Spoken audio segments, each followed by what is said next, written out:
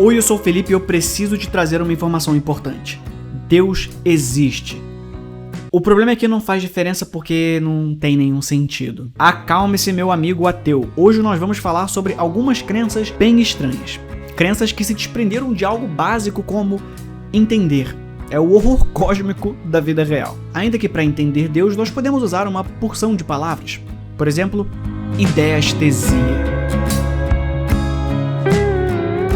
Sinestesia é um dos fenômenos mais malucos que o nosso cérebro é capaz de produzir. Pessoas sinestésicas têm a sensação de um sentido associada com a de outro sentido. Por exemplo, tem gente que vê cores quando escuta música ou sente gostos quando vê uma cor. Mas se achou esquisito, calma que piora. A ideastesia é mais louco ainda. É quando você tem a percepção de um sentido que não consegue explicar só de pensar em alguma ideia, tipo visualizar ou ouvir alguma coisa que não tá lá de verdade. Esse conceito foi proposto pelo cientista Danko Nikolic para explicar uns fenômenos que são parecidos com a sinestesia. Ao invés de ser só uma união de dois sentidos, a ideastesia é mais sobre ativar uma percepção sensorial quando se pensa em algo abstrato. O interessante é que a ideastesia pode explicar várias outras coisas além da sinestesia e ser aplicada em teorias sobre a arte e a percepção humana. Pode até ser usada para explicar pessoas que sentem Deus. Quando as pessoas pensam em Deus ou em algo divino, costumam descrever uma sensação de calor ou luz ou alguma outra experiência impossível de traduzir para nossa linguagem. Isso pode ter a ver com a forma como o nosso cérebro está ativando os sentidos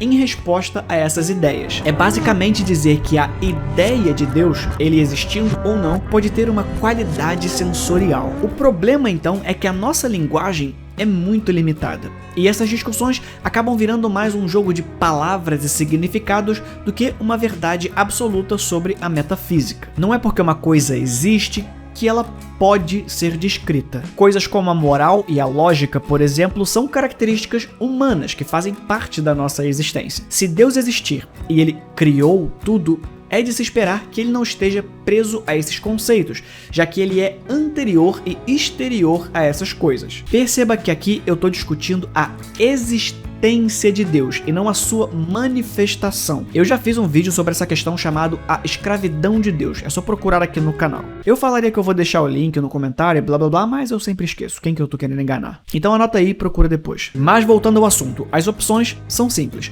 Ou essas características são resultados da realidade física, ou foram criadas por um ser superior que está fora da nossa realidade. Nas duas opções, as ferramentas de observação que nos sobram estão limitadas pelo espaço e pelo tempo. Então, talvez a única forma de entender Deus não é buscando o que ele é, mas buscando o que ele não é. Uma entidade que carregue características o suficiente para ser chamada de Deus não pode ser alcançada através da nossa linguagem. Então, não adianta tentar usá-la para entender ele. É o que propõem os defensores da teologia negativa, ou apofática.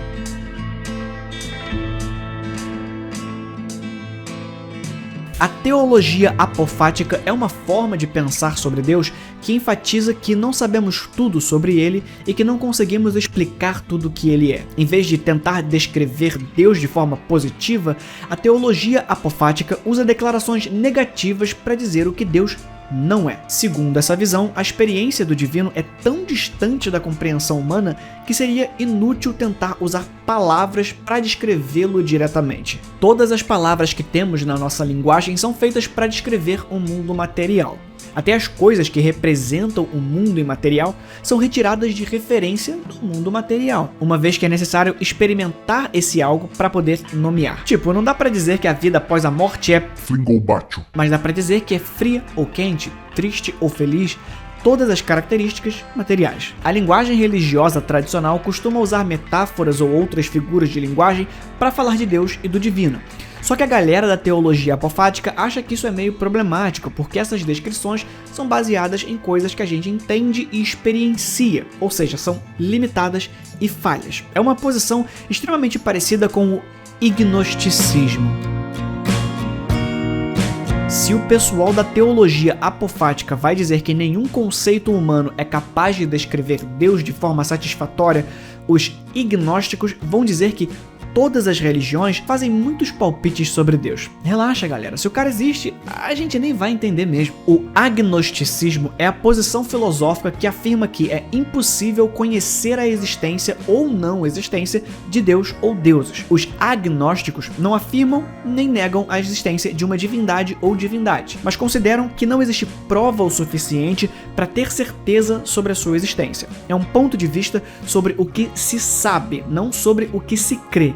Dá para ser agnóstico teísta e ateísta. Já o ignosticismo é uma posição filosófica que questiona a própria definição de Deus. Os ignósticos argumentam que antes de discutir a existência ou não existência de Deus, é preciso definir o que se entende por Deus. Eles argumentam que a maioria das definições de Deus são vagas, contraditórias ou confusas, o que torna a discussão sobre a existência ou não existência de Deus irrelevante. O que também é muito parecido com o apateísmo.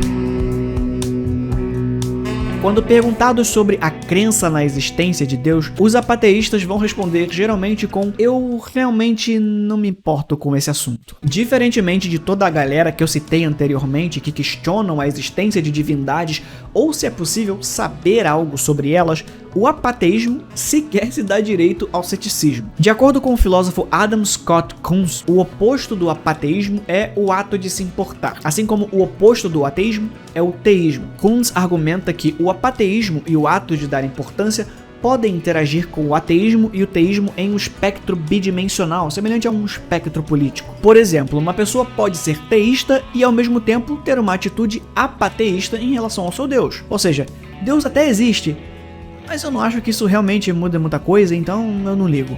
Da mesma forma, um ateu pode ser extremamente interessado em investigar e testar a existência de divindades. Ele permanece ateu, mas não é um apateísta, o que te ajuda a fugir de algumas armadilhas daquela ideia de alcançar Deus através de características negativas, ou se preferir, características que ele não tem. Porque o problema aqui é que se Deus carrega mais características do que não é, do que características do que de fato é, ele começa muito a se parecer com algo que simplesmente não é, algo que não existe.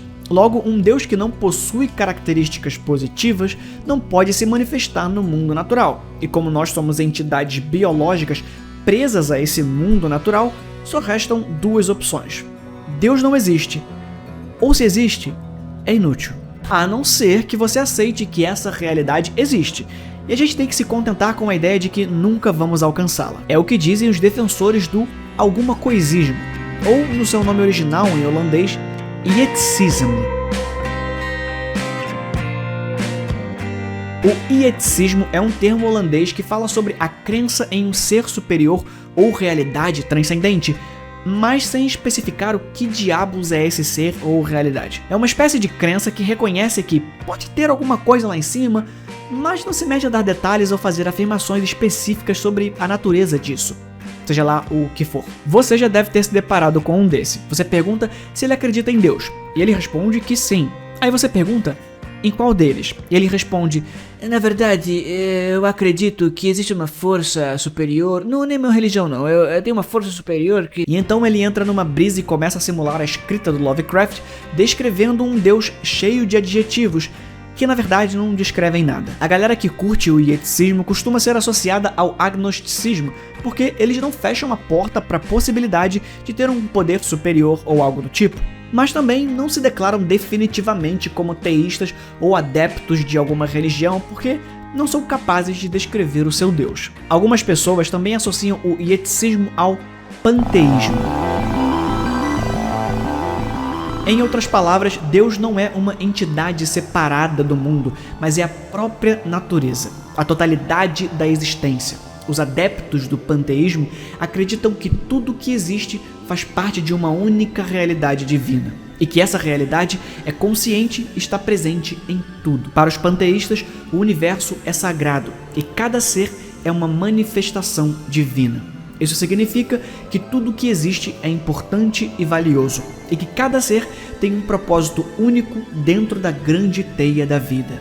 Em vez de ver a natureza como um objeto a ser explorado e conquistado, os panteístas enxergam a natureza como um ser vivo, um organismo vivo que precisa ser respeitado e preservado. A ideia de que Deus está em tudo e é tudo pode ser vista como uma extensão do conceito de que todas as coisas são interconectadas e interdependentes. Se tudo está conectado, então não pode haver separação entre Deus e o mundo. Os panteístas acreditam que essa conexão é o que dá sentido e significado à vida, e que a compreensão dessa conexão é essencial para a realização espiritual. Algumas tradições religiosas e filosóficas que defendem o panteísmo incluem o hinduísmo, o neoplatonismo e alguns movimentos espirituais contemporâneos. Embora o panteísmo seja muitas vezes associado a uma visão espiritual e não religiosa do mundo, ele também pode ser encontrado em algumas tradições religiosas bem estabelecidas, como o judaísmo e o cristianismo. Eu provavelmente devo fazer um vídeo só sobre isso em breve, porque é um dos meus assuntos favoritos. Mas voltando rapidamente, por incrível que pareça, nos últimos tempos o alguma coisismo que eu citei ainda agora está cada vez mais sendo reconhecido como uma crença distinta, principalmente na Holanda, de onde vem o seu nome oficial. Lá o pessoal se permite adotar o conceito como uma alternativa aos sistemas tradicionais de crenças. Assim como você pode também ir na contramão disso e abandonar completamente o seu racionalismo e acreditar que a única forma de entender a realidade é através da fé, uma posição defendida pelo fideísmo. Os fideístas estritos acreditam que a razão não tem lugar na descoberta ou compreensão dos princípios religiosos fundamentais. Eles acreditam que a fé cega é o caminho para a certeza e a salvação. Essa atitude irracional é tão difundida que alguns chegam a afirmar que o verdadeiro objeto da fé é o absurdo ou o impossível. Essa posição foi assumida por muitos filósofos ao longo da história, como Tertuliano, Guilherme de Ockham, Pierre Bayle, Johann Georg Ramann e até mesmo Kierkegaard. Eles acreditavam que a fé é mesmo paradoxal, e isso é uma coisa boa.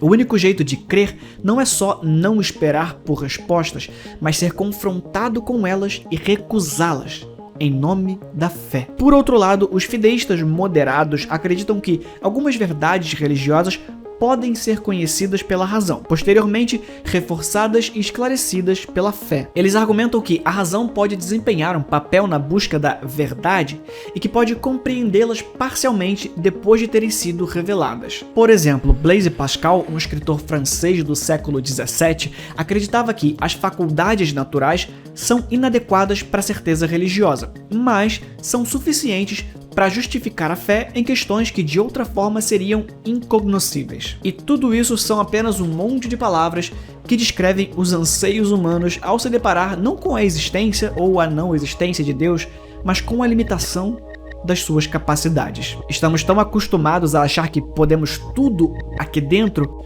que quando um portão se fecha na nossa cara, perdemos as estribeiras e enlouquecemos. Mas, e você? O que você acha disso tudo? Alguma dessas posições se aproxima do que você acredita? Deixa aqui nos comentários. A gente se vê no próximo vídeo. Fui!